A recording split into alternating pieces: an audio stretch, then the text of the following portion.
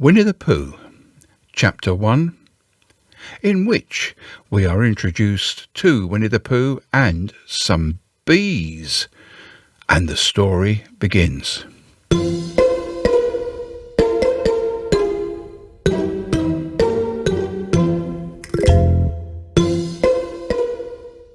Here is Edward Bear coming downstairs now.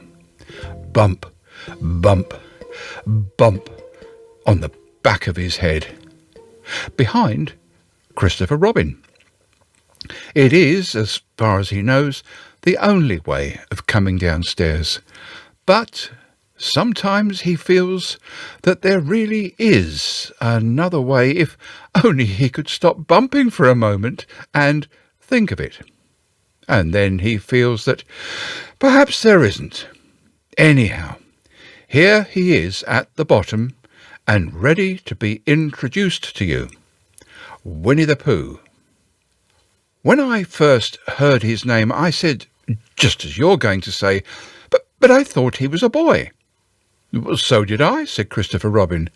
Well, then you can't call him Winnie. I don't. But you said he's Winnie-the-Pooh. Don't you know what "the" means? Ah, yes. Now I do, I said quickly, and I hope you do too, because it's all the explanation you're going to get.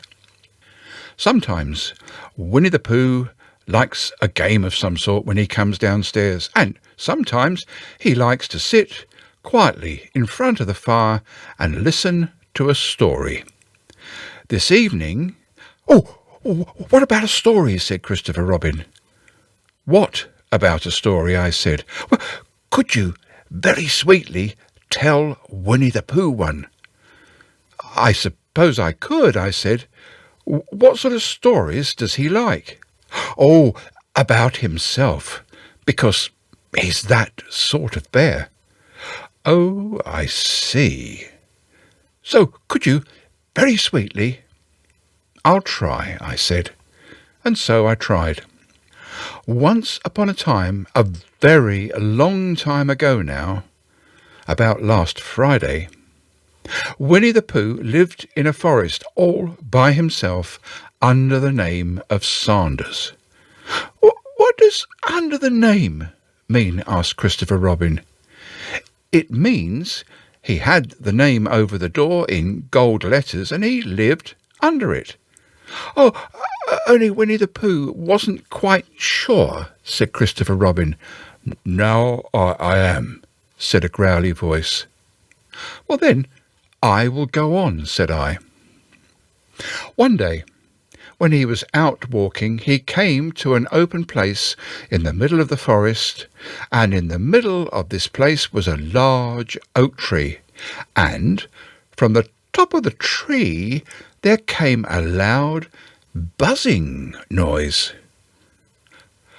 Winnie-the-Pooh sat down at the foot of the tree, put his head between his paws, and began to think. First of all, he said to himself, that buzzing noise means something. Oh, you don't get a buzzing noise like that, just buzzing and buzzing, or without it meaning something. If there is a buzzing noise, somebody's making that buzzing noise, and the only reason for making a buzzing noise that I know is because you're a bee. And then he thought another long time and said, and the only reason for being a bee that I know is for making honey. And then he got up and said, and the only reason for making honey is so that I can eat it. So he began to climb the tree. He climbed and he climbed and he climbed, and as he climbed, he sang a little song to himself, and it went like this. Oh, isn't it funny how a bear likes honey? Buzz, buzz, buzz. I wonder why he does. And then he climbed a little further and a little further, and then just a little further, and by that time he'd thought of another song. It's a very funny thought. If bears were bees, they'd build their nests at the bottom of trees. And that being so, if bees were bears, we shouldn't have to climb up all these stairs. He was getting rather tired by this time, and so that is why he sang a complaining song. He was nearly there now, and if he just stood on that branch... Crack! Oh, help! Said Pooh, as he dropped 10 feet to the branch below him. If only I hadn't... he said, as he bounced 20 feet onto the next branch. You see, what I meant to do, he explained, as he turned head over heels and crashed onto another branch 30 feet below. What I meant to do? Of course, it was rather... he admitted, as he slithered very quickly through the next 6 branches. Oh, it all comes, I suppose, he decided, as he said goodbye to the last branch, spun 3 times round and flew gracefully into a gorse bush. Oh, it all comes of liking honey so much. Oh, help! He crawled out of the gorse bush, brushed the pickles from his nose, and began to think again.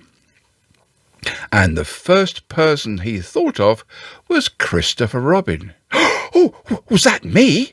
Said Christopher Robin in an awed voice, hardly daring to believe it. That was you. Christopher Robin said nothing, but his eyes got larger and larger, and his face got pinker and pinker. So Winnie-the-Pooh went round to his friend Christopher Robin, who lived behind a green door in another part of the forest. "Good morning, Christopher Robin," he said. "Good morning, Winnie-the-Pooh," you said.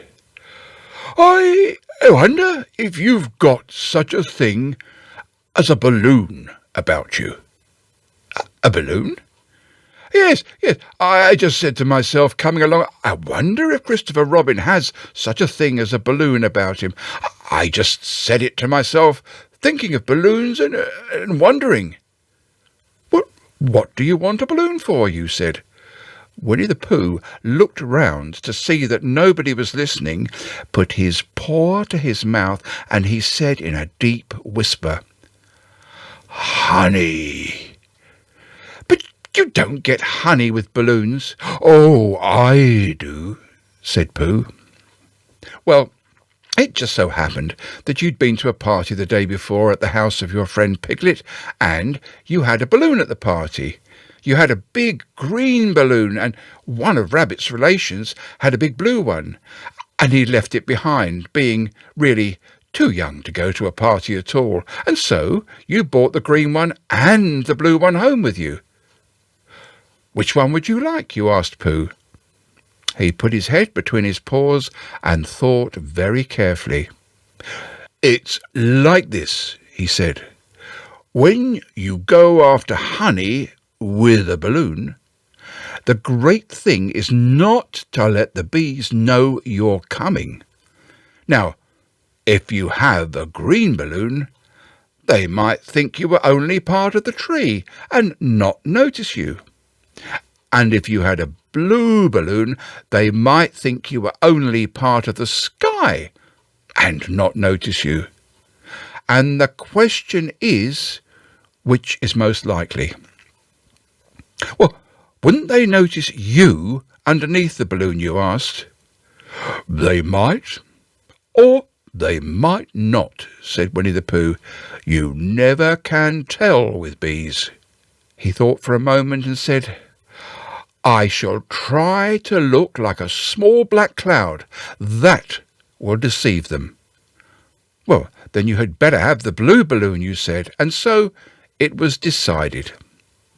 You both went out with the blue balloon, and you took your gun with you just in case, as you always did, and Winnie-the-Pooh went to a very muddy place that he knew of, and he rolled until he was black all over. And then, when the balloon was blown up as big as big, and you and Pooh were both holding on to the string, you let go suddenly, and Pooh floated gracefully up into the sky and stayed there, level with the top of the tree, about 20 feet away from it. "Hooray!" you shouted. "Isn't that fine?" shouted Winnie-the-Pooh down to you. "What do I look like?" "Well, you look like a bear holding on to a balloon," you said. "Oh, not," said Pooh anxiously, "not like a small black cloud in a blue sky." "No, not very much," you said.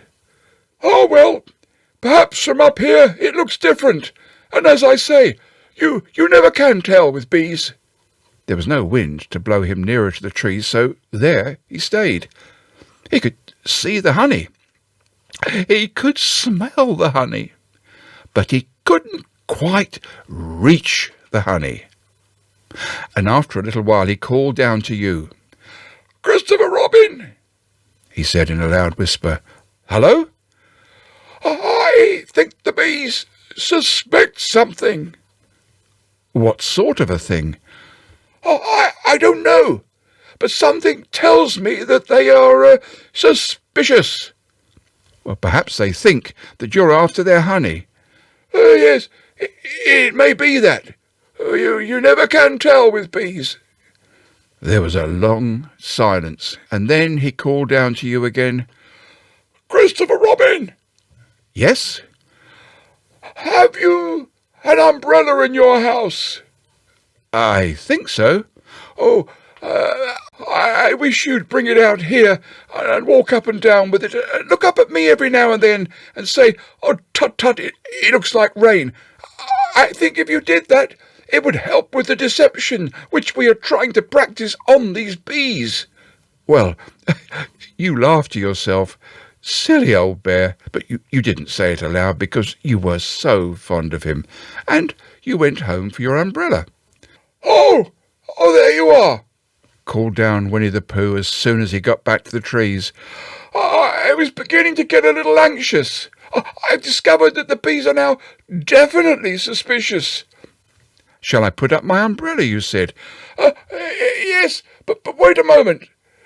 We must be practical. The important bee to deceive is the queen bee. Now, can you see which is the queen bee from down there?" "No." "Oh, pity. Oh, well, now, if you walk up and down with your umbrella saying, 'Tut, tut, it looks like rain,' I shall do what I can to sing a little cloud song, such as a cloud might sing. Go." So, while you walked up and down and wondered if it would rain, Winnie-the-Pooh sang this song. "How sweet to be a cloud, floating in the blue. Every little cloud always sings aloud. How sweet to be a cloud, floating in the blue. It makes me very proud to be a little cloud." And the bees were still buzzing as suspiciously as ever. Some of them, indeed, had left the nest and started to fly all round the cloud as it began the second verse of this song, and one bee even sat down on the nose of the cloud for a moment and then got up again. "Christopher! Oh, Robin!" called out the cloud. "Yes?" "I've been thinking, and I've come to a very important decision. These are the wrong sort of bees." "Are they?" "Oh, yes, quite the wrong sort. So I should think they'd make the wrong sort of honey, wouldn't you?" "Or would they?" "Oh, yes, I think I should come down." "How?" asked you. Well, Winnie-the-Pooh hadn't thought about this. If he let go of the string, he would fall, bump, and he didn't like the idea of that. So he thought for a long time, and then he said, "Christopher Robin, you must shoot the balloon with your gun. Have you got your gun?" Of course I have, you said. But if you do that, it will spoil the balloon, you said. But if you don't, said Pooh, I should have to let go, and that would spoil me. Well, when he put it like this, you saw how it was, and you aimed very carefully at the balloon and you fired. Oh, said Pooh. Oh, did I miss? You asked. You didn't exactly miss, said Pooh, but you missed the balloon.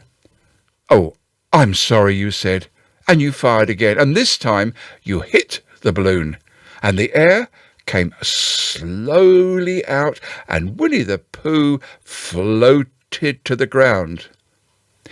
But you know his arms were so stiff from holding on to that string of the balloon all that time that they stayed up straight in the air for more than a week.